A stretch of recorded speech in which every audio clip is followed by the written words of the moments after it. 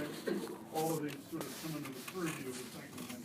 Well, I'm a supporter of the Second Amendment. I have a pretty unique perspective on guns, which is one that neither Steve nor Shaughnessy will have.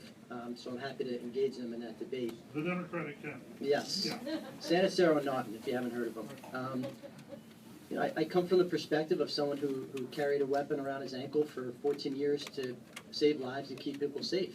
And on the flip side of that, I was also a prosecutor of those who committed gun crimes and those who violated federal firearms laws. I believe in the Second Amendment. That issue is on the ballot this year, make no mistake about it.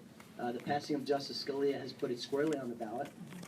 He was the author and the majority opinion writer of District of Columbia versus Heller, which was a very important seminal case in the area of Second Amendment law that held that not only is there a constitutional right, there is an individual constitutional right to keep and bear arms. That was a 5-4 decision. Justice Scalia is now no longer with us. We currently have a Democratic president looking to nominate a Supreme Court justice that could flip that issue literally overnight. So it's an important issue that we need. That issue is on the ballot this year, make no mistake about it. Hold the microphone. I'm just going to ask you about background checks. Mm-hmm. Is there anything that ought to be done to expand the background checks? To keep guns out of the It's a hands of misnomer about expanding background checks. Toomey Manchin is currently going through some revisions, which even the Democratic sponsors support. I met with Congressman Thompson, who is a Democratic sponsor of that legislation, who actually supports the request the NRA made about ensuring in the language of the statute that a national registry will not occur and it will be a crime to start a national registry. So it actually looks like they're going to come together on something that both sides can support. Let Andy Warren address this, and you can go over your minute, which you usually do anyway. No, I'm trying to stay right. We'll let you exceed Yes. the minute. I am a card-carrying, dues-paying member of the NRA, have been for many, many years. I support the Second Amendment and proudly do so. I believe that, I know, in communities where men and women are trained in small arms, the crime rate goes down, the neighborhood's safer. I think that there is a great deal of positive that can be about that. Background checks, the worst thing we can do is start on that slope where, as was stated previously, we don't need any national registry that can get us in there. I think that every American should be able to protect him or herself with a handgun or a rifle. And in November, make no mistake about it. Should our opponent be the one who's in the state legislature right now? He's got what HR 10, some bill, HR 10 something or other, that's going to hamper our thing. We need the Republican protectors of the Second Amendment until we can get the replacement for Judge Scalia. People are not allowed to shout out answers to help the candidates, so.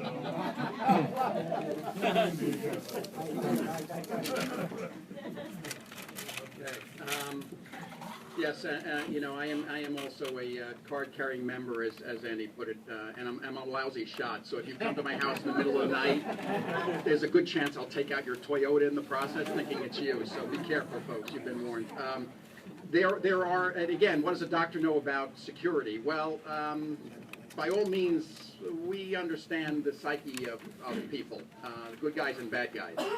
When there's training that goes on at the police level, developing protocols at the FBI or CIA, when they want to develop interrogation techniques or other ways of finding the bad guys and thinking how the bad guys work, they come to people in our profession to develop systems on how to catch the bad guys. There are systems in place that are not very functional with respect to background checks right now.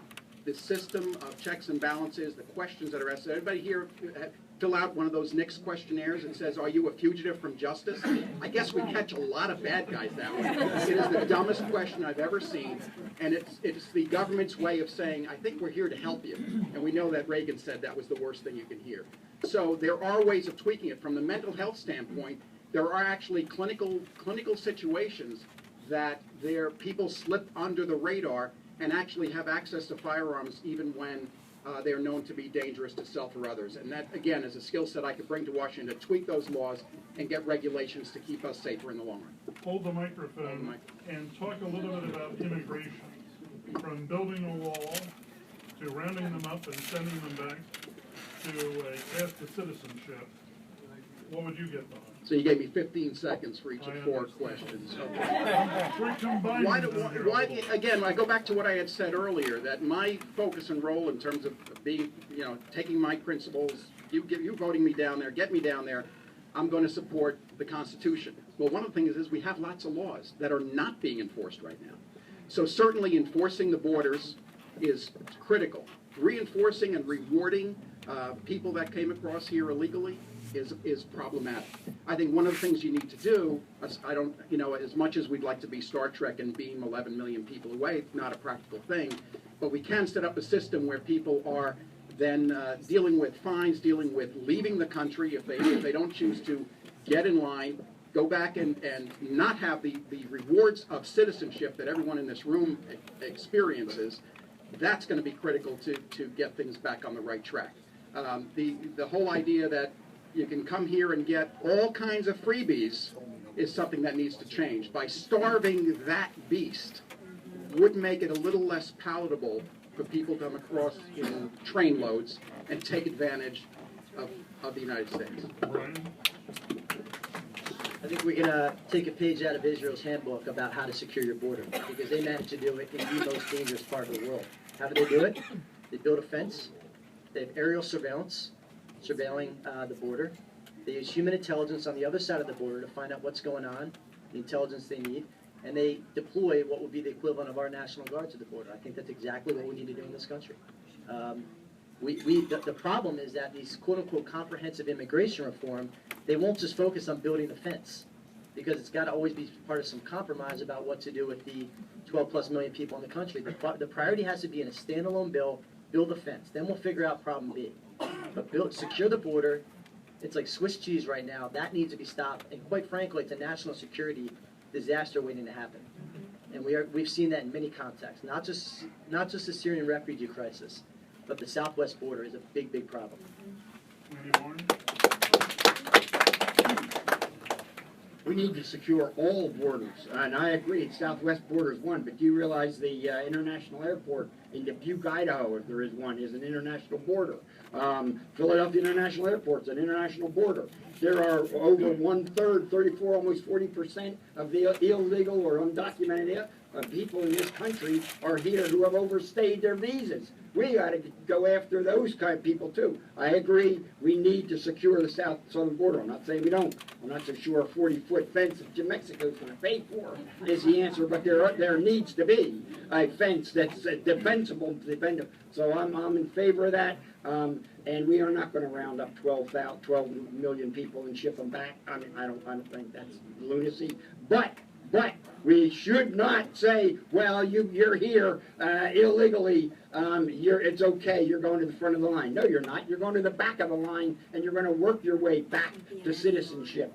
And my final point to this is that I think we also need to go after the people that are paying the workers who may come here illegally.